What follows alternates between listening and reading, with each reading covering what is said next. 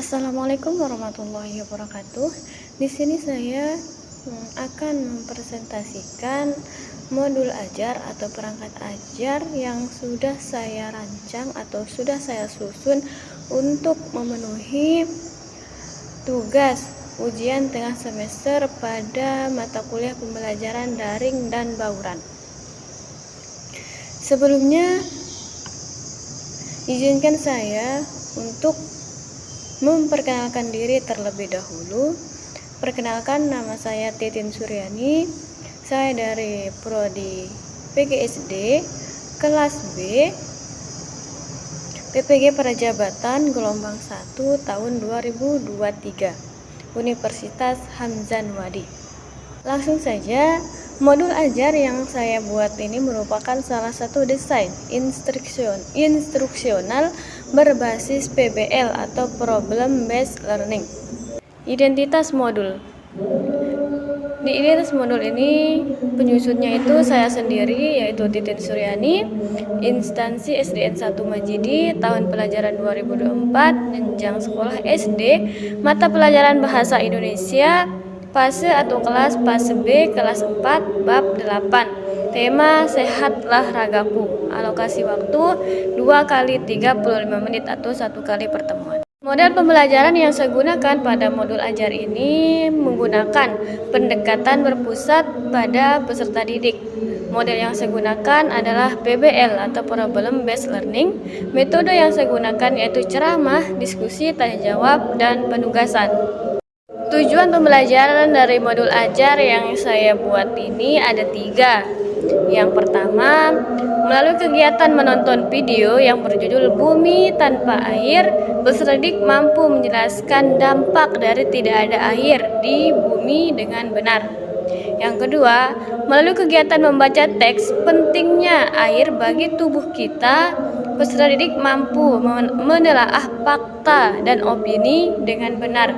Di sini tujuan kedua ini menuntut siswa untuk mampu membedakan manakah informasi yang berupa opini dan fakta. Selanjutnya yang ketiga, melalui kegiatan diskusi, peserta didik mampu melaporkan hasil diskusinya tentang struktur paragraf yang terdiri dari awal, tengah, akhir, dan campuran dengan kaidah bahasa Indonesia yang baik dan benar.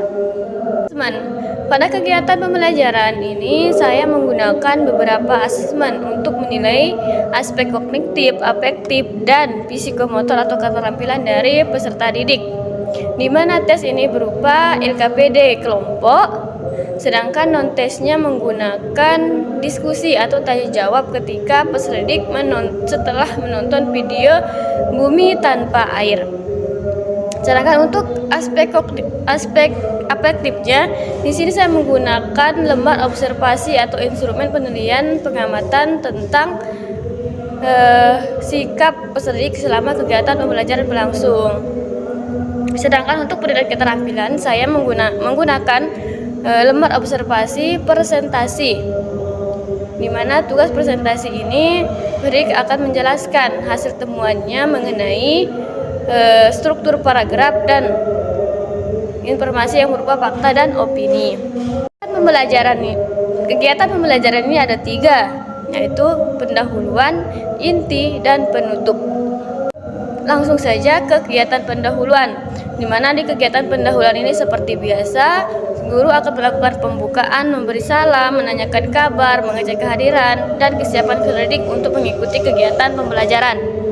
Selanjutnya di sini saya akan meminta ketua kelas untuk memimpin doa. Kemudian di sini saya meminta peserta didik untuk menyimak penjelasan guru tentang apa yang akan dilakukan atau apa yang akan dikerjakan selama kegiatan pembelajaran berlangsung. Selanjutnya di sini saya menjelaskan bahwa salah satu kegiatan yang akan dilakukan adalah dengan membaca teks pentingnya air bagi tubuh kita. Selanjutnya di sini saya akan mengajak peserta didik untuk melakukan ice breaking sebelum memasuki kegiatan inti. Mengingatkan bahwa di sini saya menggunakan model PBL atau Problem Based Learning yang terdiri dari 5 sintaks kegiatan pembelajaran. Yang pertama itu orientasi peserta didik. daripada masalah. Di sini langkah awal yang saya lakukan adalah guru mengajukan pertanyaan pemantik. Adapun pertanyaan pemantik yang saya berikan itu ada 3 jenis. Yang pertama, apakah kalian mengetahui apa saja manfaat manfaat air pada kehidupan sehari-hari? Nah, di sini saya juga memberikan media berupa gambar untuk menambah wawasan peserta didik bahwa ini loh manfaat dari air bagi kehidupan sehari-hari. Selanjutnya saya akan beralih ke pertanyaan kedua, yaitu apa yang kalian rasakan setelah meminum air? Apa reaksi tubuh kalian ketika sudah meminum air putih? Begitu. Selanjutnya yang ketiga, apa yang akan terjadi jika air tidak ada di sekitar kita?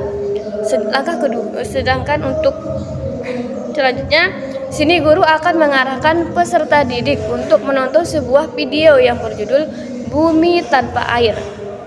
Di sini isi videonya itu tentang apa yang akan terjadi jika air itu tidak ada di bumi. Nah, selanjutnya setelah menonton video, guru dan peserta didik akan melaksanakan tanya jawab terkait apa yang sudah didapatkan oleh peserta didik pada video yang sudah ditonton tersebut. Selanjutnya pada sintak kedua. Pada sintak kedua di sini mengorganisasikan peserta didik untuk belajar. Nah, langkah yang saya ambil di sintaks kedua ini yaitu guru mengarahkan peserta didik untuk membentuk anggota kelompok yang terdiri dari 4 sampai 5 orang. Di sini guru mengkoordinasikan peserta didik untuk duduk sesuai dengan anggota kelompok yang sudah dibentuk. Kemudian saya akan meminta setiap kelompok atau masing-masing individu untuk membaca teks tentang pentingnya air bagi tubuh kita. Setelah selesai membaca atau selesai memberikan peserta didik waktu untuk membaca teks, saya akan menjelaskan bagaimana cara menyelesaikan LKPD yang sudah dibagikan tadi. Kemudian guru akan mengarahkan peserta didik untuk memulai diskusi dan mengerjakan LKPD. Sintaks yang ketiga yaitu memimpin penyelidikan individu maupun kelompok. Di sini saya meminta peserta didik membaca ulang teks tentang pentingnya air bagi tubuh kita. Saya meminta peserta didik untuk membaca ulang atau merekomendasikan peserta didik untuk membaca ulang teks tersebut supaya mereka bisa mendapatkan informasi tentang fakta dan opini dan bisa menentukan struktur paragraf yang sudah diarahkan pada LKPD. Di sini guru membimbing peserta didik untuk berdiskusi tentang LKPD kelompok. Guru memantau jalannya kegiatan diskusi, apakah ada kelompok yang belum mengerti atau ada kelompok yang membutuhkan bimbingan guru. Sintaks yang keempat yaitu mengembangkan dan menyajikan penyelesaian masalah. Di sini guru meminta setiap kelompok mempresentasikan hasil diskusinya di depan kelas, sedangkan kelompok yang lain diminta untuk memberikan tanggapan apakah ada jawaban yang tidak sesuai atau ada jawaban yang berbeda dari kelompok yang sedang presentasi tersebut. Selanjutnya guru mendampingi dan mengarahkan peserta didik untuk melakukan presentasi agar presentasi tersebut berjalan lancar dan kondusif. Selanjutnya ke kegiatan penutup. Di sini kegiatan penutup ini dimulai dengan guru memberikan apresiasi yang penuh kepada peserta didik karena sudah melakukan kegiatan pembelajaran dari mulai membaca teks, diskusi, tanya jawab, bahkan sampai tahap presentasi dan mengevaluasi kegiatan pembelajaran. Itu saja sudah sangat luar biasa sehingga perlu diapresiasi. Kedua, di sini saya dan peserta didik akan menyimpulkan kegiatan pembelajaran yang sudah kita lakukan.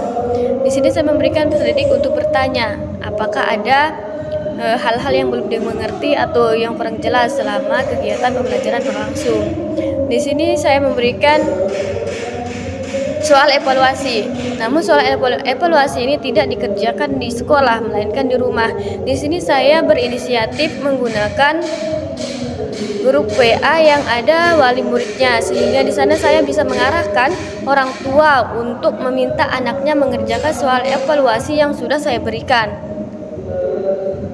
Dan tidak salah, ketika saya bisa saja saya menggunakan platform yang lain, akan tetapi menurut saya Grup WA atau WhatsApp ini adalah yang paling efektif untuk saya gunakan saat ini karena saya membutuhkan kerjasama bersama orang tua untuk memantau anak-anak mengerjakan soal evaluasi yang sudah saya berikan. Kemudian hasil dari soal evaluasi ini bisa dikirim di grup dan dibutuhkan oleh wali muridnya langsung. Selanjutnya di sini saya meminta guru peserta didik untuk menyampaikan kesan belajarnya sebagai refleksi pembelajaran ini. Di sini saya akan menanyakan kepada peserta didik bagaimana perasaannya setelah mengikuti kegiatan pembelajaran, apakah ada hal-hal yang membuat mereka tidak termotivasi atau minat mereka belajar kurang dan hal ini akan menjadi bahan evaluasi saya untuk kegiatan pembelajaran selanjutnya. Nah, di sini saya juga sedikit menyampaikan atau memberikan gambaran kepada peserta didik tentang rencana kegiatan pembelajaran yang akan kita lakukan pada pertemuan berikutnya. Setelah itu saya meminta peserta didik untuk menutup kegiatan pembelajaran dengan berdoa yang dipimpin oleh ketua kelas. Sekian presentasi dari saya. Kurang lebihnya saya mohon maaf. Wassalamualaikum warahmatullahi wabarakatuh.